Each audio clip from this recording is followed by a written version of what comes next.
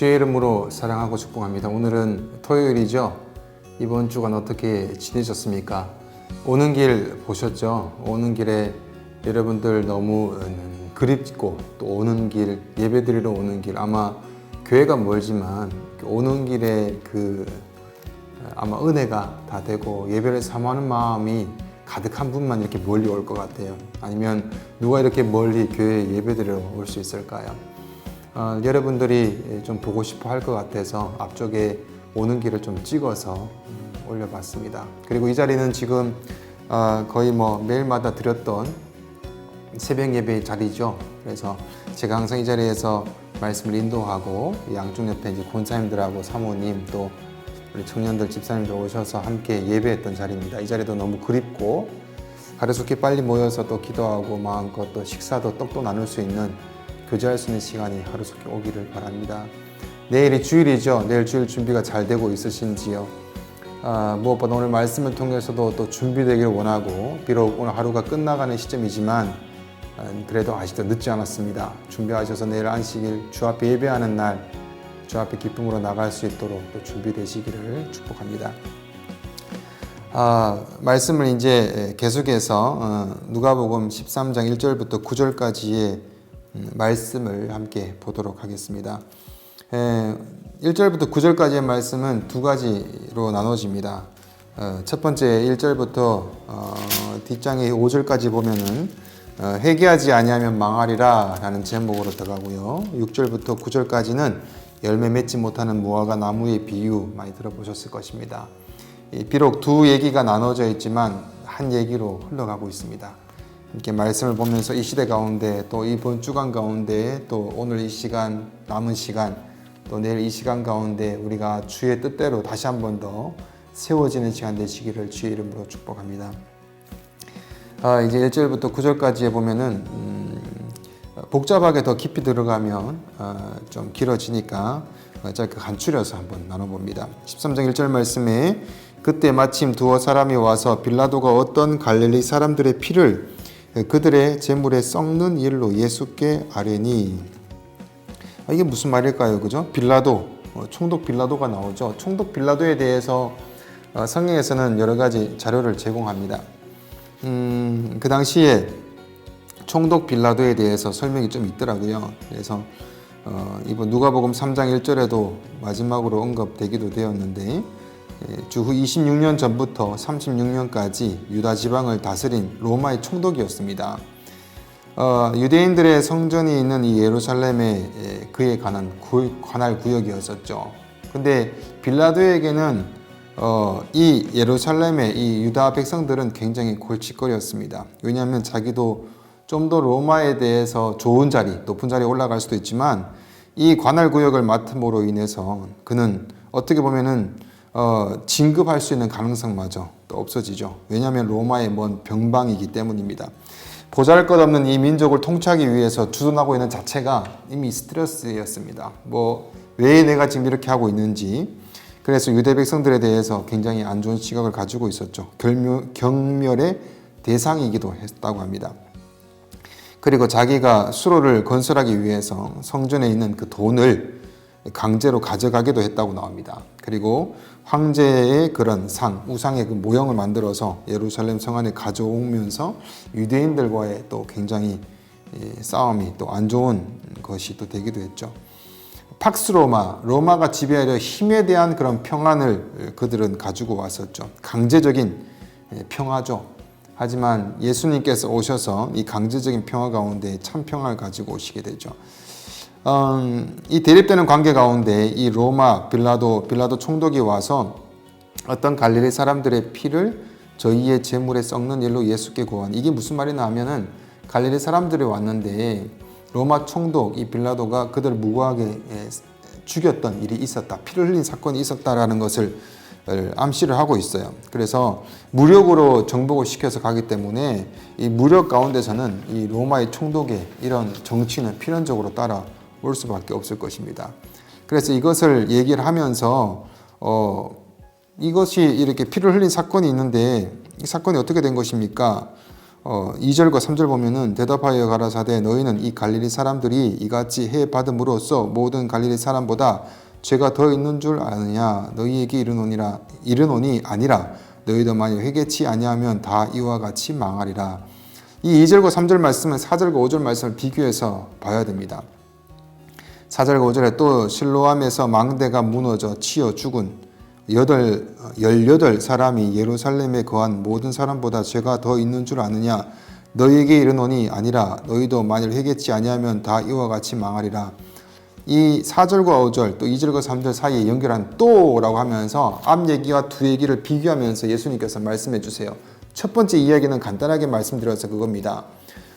갈릴리 사람들이 와가지고 갈릴리 사람들이라고 총칭하는 이유는 뭐냐면 열심당이에요. 그래서 신앙을 지키기 위해서 열심당. 이 열심당은 로마에 대한 지배에 대해서 거부하죠. 그래서 로마가 행하고자 하는 어떤 공사나 이런 거에 대해서 전혀 동조하지 않고 무력으로 오히려 대치하기도 했었습니다. 그래서 죽는 사람들이 많이 있었죠. 그래서 그렇게 죽는 사람들에 대해서 반대편에 있었던 로마와 함께 같이 어떻게든 같이 가고자 했던 그런 사람들, 바리새인들이죠. 이 바리새인들이 이 열심당원들을 바라보면서 이렇게 죽는 것, 그들의 고난을 이렇게 당하는 것, 그들이 어떻게 보면 잘못해서 죄가 있어서 그렇게 고난을 당하는 것이 아닙니까? 또 반대로 물어요. 열심당에 있었던 이 갈릴리 사람들, 또 열심에 있었던 사람들이 바리새인들을 보면서 바리새인들도 똑같지 않습니까? 갈릴리 사람들이 빌라도에서 살해된 사건을 열심당원에 대해서 하나님의 심판으로 보는 것처럼 열심당한 사람들은 실로암의 망대가 무너져서 사람이 죽은 사건을 보면서 로마와 타협해서 있었던 자들이 하나님을 향해서 심판받아서 그것이 무너져서 18명이 죽은 거 아닙니까? 그럼 그 사람도 죄가 있어서 그런 게 아닙니까? 서로 공격을 하는 거예요. 저 사람이 죄가 있어서 저렇게 된다. 저 사람이 죄가 있어서 저렇게 된다. 서로 이런 얘기가 있을 때에 예수님께서는 분명하게 얘기합니다. 아니라 너희도 만일 회개치 아니하면 다 이와 같이 망하리라. 밑에 5절 말씀에도 보면은 아니라 너희도 만일 회개치 아니하면 다 이와 같이 망하리라. 무슨 말입니까? 누가 죄가 있어서 고난을 당하는 게 아니라 거기에 대해 집중하는 것이 아니라 이 사람이나 저 사람이 다 죄인이라는 거예요. 다 죄인이란 겁니다. 저 사람이 죄가 있어서 저렇다. 저 사람은 저런 죄가 있어서 저렇다. 그것이 아니라라는 것입니다. 어떻게 보면은 고난을 당하는 사람 또 죽음 가운데 거하는 사람들은 굉장히 억울할 수도 있고 또 지금의 질병도 그렇습니다. 질병 가운데 거하는 사람들 저 사람이 죄가 있어서 그런 것인가? 또 저 사람은 죄가 있어서 그런 것인가? 또 이 코로나 사건으로 또 어떻게 하다 보니까 죽는 사람이 있을 수도 있어요. 많은 사람이 죽고 있죠. 이것을 보면서 저 사람이 죄가 있어서 그런가라는 말이 안 맞다라는 겁니다. 고난을 당할 수도 있고 또 힘들어서 또 생명이 잃어버릴 수도 있어요. 하지만 그 안에 가장 중요한 것이 무엇이냐 하면은 그 안에 그 사람의 죄 때문이 아니라 죄는 모든 사람의 바로 죄를 가지고 있다. 그 사람의 의를 결정할 수 있는 척도가 그 사람의 의가 아니라는 거예요. 이 사람이 잘하는 것, 비극적인 사고나 죽음을 당하는 것, 기적적으로 살아남는 것, 그 사람의 의가 그것을 결정하지 않는다라는 것입니다. 모든 사람들은 다 죽습니다. 인간이 어떻게 보면 살아가는 데 있어서 당연한 일부분입니다. 그러나 예수님은 자신의 죄를 회개하고 예수님 믿는 사람들은 멸망치 않고 영생을 얻게 하려 하십니다. 라고 말씀하시면서 생명을 말씀해 주십니다. 그러면 우리가 이 말씀을 통해서 알 수 있는 것은 저 사람의 죄 때문에 저 사람 죄 때문에 서로 죄를 정죄하고 그런 것이 아니라 지금 우리가 죄인으로서 주님 앞에 서서 구원받아야 되는 것에 대해서 집중해야 되지 않겠냐라고 말씀을 하시는 초대인 것입니다. 그 다음 절에 보면은 6절부터는 또 다른 얘기처럼 들립니다. 6절과 7절 말씀을 볼까요? 6절과 7절 말씀. 이에 비유로 말씀하시되 한 사람이 포도원에 무화과 나무를 심은 것이 있더니 와서 그 열매를 구하였으나 얻지 못한지라. 포도원지기에게 이르되 내가 3년을 와서 이 무화과 나무에서 열매를 구하되 얻지 못하니 찍어버리라. 어찌 땅만 버리게 하겠느냐. 이 무화과 나무의 이 비유, 회개에 대해서 필요성을 얘기하죠. 누가 죄가 있다. 그래서 그 사람에 대해서 저 사람 죄 때문에 저렇게 고난을 당한다. 저렇게 대가를 치르는 거야 라고 얘기하는 것이 아니라 모든 사람이 죄가 있다 라고 말씀하시는 것은 모든 사람이 자기의 죄를 회개해라. 죄인임을 인식해라. 바로 네가 정죄한 네가 너도 똑같은 죄인이다 라고 말씀을 해주십니다. 그러면서 그 다음에 들어와서 이 회개에 대해서 필요성을 강조하신 후에 예수님은 하나님이 사람들에게 회개하고 자기에게 나와서 잘할 수 있는 시간을 주시는 그 은혜를 베풀고 있다는 것입니다. 그런데 문제가 무엇입니까?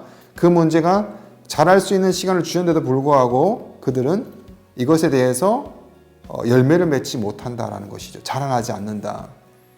하나님께서 자라날 수 있는 시간을 주셨는데 은혜를 베풀고 계시지만 인내가 영원할 것은 아니라는 것입니다. 끝이 있다라는 것입니다. 최후의 심판이 있을 것이다 라고 말씀하시는 거예요. 구약의 성경에 보면 열매 맺는 나무가 종종 경건한 삶으로 상징되기도 합니다. 그래서 너가 경건한 삶을 살고 있는가, 하나님과 붙어서 살고 있는가를 말씀하시는 것이죠. 포도원에 심었는데 비옥한 땅에다가 다 주고 했는데도 불구하고 땅만 차지하고 있는 것, 문제가 있지 않겠냐라고 말씀하시는 것입니다. 농부는 이 나무를 찍어버리고 그 자리에 열매를 잘 맺을 수 있는 다른 나무를 심으라라고 명령을 하였다는 것입니다. 좀 심각하죠? 또 8절의 9절의 말씀 볼까요? 대답하여 이르되 주인이여 금년에도 그대로 두소서. 내가 두루 파고 거름을 줄이니 이후에 만일 열매가 열면 좋으거니와 그렇지 않으면 찍어버리소서 하였다 하시니라. 한 번만 더 기회를 주답니다. 한 번만 더 기회를 준답니다. 근데 한 번만 더 기회를 주는 것에서 끝나는 것이 아니라 두루 파고 거름을 주겠다라고 하면서 더 좋은 것을 먹이고 입혀서 더 열매를 맺게 해주겠다라고 말씀을 해주십니다. 이것이 무엇입니까? 예수님이 바로 이스라엘 민족에게 찾아오십니다. 회개 때가 왔다라고 보여주십니다. 나타내 보여주십니다. 그들의 메시아가 그들과 함께 계시면서 특별하게 보여주시고 관심과 사랑을 막 넘치게 부어주십니다. 기적을 일으켜 주시면서 직접 가르쳐 주신다라는 것입니다. 한 번 더 기회를 주심입니다. 하나님의 심판이 오기 전에 바로 심판이 유보되고 한 번 더 쉼을 주시면서 기다리시는 하나님의 인내를 보여주십니다. 그래서 나무가 자랄 때가 왔고 열매가 맺을 때가 왔다라는 것입니다. 죄인들에게 자비를 베푸십니다. 더 없는 기회가 더 어디 있겠습니까?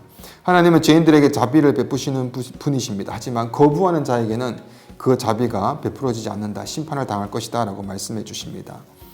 그러면 어떻게 보면은 하나님 좀 더 인내해 주시지 왜 이렇게 또 거부하는 자들에겐 그렇게 합니까? 라고 얘기를 할 수가 있어요. 하나님이 내 이제 다 기다렸다. 이제 내가 올 것이다 라고 말하는 것이 아닙니다. 그것이 아니라 구약부터 신약까지 내가 길고 긴 기다림을 알지 않느냐. 그렇게까지 내가 기다렸다. 약속을 성취하심을 너희가 받지 않냐? 이젠 받아들여라 라는 것입니다. 회개하고 돌아와라 라는 것입니다. 하나님의 사랑의 그 마음 거부하지 말고 순종해서 받아들여서 지금이 은혜의 때다 라고 말씀하시는 것입니다. 누구도 너를 포기할지 모르지만 그 누구도 포기할지 모르지만 난 널 포기하지 않고 한 번 더 기회를 준다라고 말씀하시면서 돌아오라. 하나님 앞에서의 삶을 살아가라 라고 말씀하시는 것입니다. 자, 우리 지금 이제 말씀 마치겠습니다. 비극이 닥칠 때, 또 어려움이 올 때 우리가 제일 붙들어야 될 것이 무엇입니까? 나는 이런 여러 가지 비극과 절망적인 상황 가운데 예수님을 주와 구주로 받아들이겠다라고 집중하는 회개의 삶, 내가 죄인임을 인정하는 삶이 되어야 될 것입니다. 또한 동일하게 주님 오심이 가까워왔음을 기억하고 한 번 더 인내하시고 기다리심을 믿고 의지해서 지금 이렇게 바이러스가 번성한 이때에 어떻게 보면은 우리에게 지금 가장 중요하고 필요한 시간을 주셨지 않나라는 생각을 해봅니다. 유학 시절에 생활하면서 시간이 너무 없었다, 너무 바쁘다라는 생각을 한 적이 있습니다. 조금 더 시간이 없는데 시간을 주었으면 좋겠다. 왜 홀로 뭔가 준비할 수 있는 시간이 없는가라고 고민했던 때가 기억이 납니다. 근데 지금 어떻게 보면은 시간을 줬습니다. 가장 필요한 시간을 줬을 수도 있습니다. 지금 우리가 해야 되는 것, 이전에 내가 하지 못했던 하나님 앞에서 세워져야 될 부분들을 세워가시길 바라고, 이전에 주 앞에 구했던 그 시간, 지금 주셨음을 알고 가장 중요한 때 필요한 시간을 주셨음을 알고 이것을 충분하게 활용하시길 바랍니다. 이 충분히 활용하는 시간의 바탕이 무엇입니까? 내가 열매 맺는 하나님의 사람으로 성숙된 신앙으로 자라나야 되겠다. 준비되어져야 되겠다라고 인식하셔서 다시 한 번 더 세워지는 은혜가 있기를 바랍니다. 성숙한 그리스도인의 그 격려를 받으면서 우리가 다시 한 번 더 주 앞에 도움을 구합시다. 주님, 내가 주님을 의지하며 나갑니다. 붙들어 주시옵소서. 내일 주일입니다. 매번 똑같았던 주일 말고 이제 오늘부터 준비합시다. 주님, 내일 주님 앞에 나갑니다. 예배를 받아 주시옵소서. 주여, 이전에 드렸던 예배가 아니라 이제는 더욱더 주 앞에 나아가서 성숙된 자로서 한 번 더 기회 주심을 알고 인내하시는 그 하나님께 감사하며 나가서 기도하게 하여 주시옵소서. 그렇게 기도하시길 바라고 그런 오늘 하루와 앞날이 되시기를 주의 이름으로 축복합니다. 아멘. 기도하고 마치겠습니다. 주여, 오늘 말씀 또 감사를 드립니다. 저희들에게 다른 사람을 정죄하는 것, 또 고통을 당하고 비난을 받고 어려움 가운데 있는 자들을 바라보면서 혹시나 정죄한 부분이 있다면 주여 용서해 주시고, 그 사람의 죄가 아니라 똑같은 우리도 동일한 죄인임을 알게 해주셔서 내가 집중해야 되는 것, 그래서 나는 지금 예수를 주와 구주로 받아들였는가에 집중할 수 있게 해주셔서 나에게도 비극이 닥칠 수 있고 아픔과 고통이 닥칠 때가 있음을 압니다. 그때마다 이 약속을 붙들게 하여 주시옵소서. 흔들리지 말게 하여 주시고 주 약속을 믿고 담대하게 나갈 수 있는 하나님의 사람들로 세워주시고 인도하여 주시옵소서. 주여, 우리 성도들 내일 주일을 준비하는 과정 가운데 있습니다. 주님, 내일 예배를 어떻게 드릴까 고민하게 해주셔서 준비할 수 있는 시간으로 인도해 주셔서 무엇보다 주 앞에 회개하며 주 앞에 나갈 수 있게 해주시옵소서. 주여, 동일하게 이 포도원 비유를 말씀하시면서 열매 맺지 못하는 그 나무를 바꿔버린다고 하셨습니다. 주여, 구원을 받은 우리들이 은혜를 받고 또 하나님의 사랑을 받은 자로서의 삶을 살아갈 수 있도록 성숙한 신앙으로 살아가게 해주셔서 맛은 열매로 주 앞에 영광 드릴 수 있는 삶 될 수 있도록 해주시옵소서. 비록 우리가 열매를 맺지 못하면서도 불구하고 어리석게 살아가는 심령이 있다 할지라도 주님께서 강하게 붙드시고 인도해 주셔서 지금 곧 아픔이 있고 어려움이 있는 지금 시간 더욱더 복된 시간이라 여기며 주 앞에 다시 한 번 더 되돌아보며 설 수 있도록 은혜 허락하여 주시옵소서. 내일 주일 온전히 주 앞에 영광 드릴 수 있는 우리 성도들로 세워주실 줄 믿사오며 감사드리며 예수님 이름으로 기도드립니다. 아멘.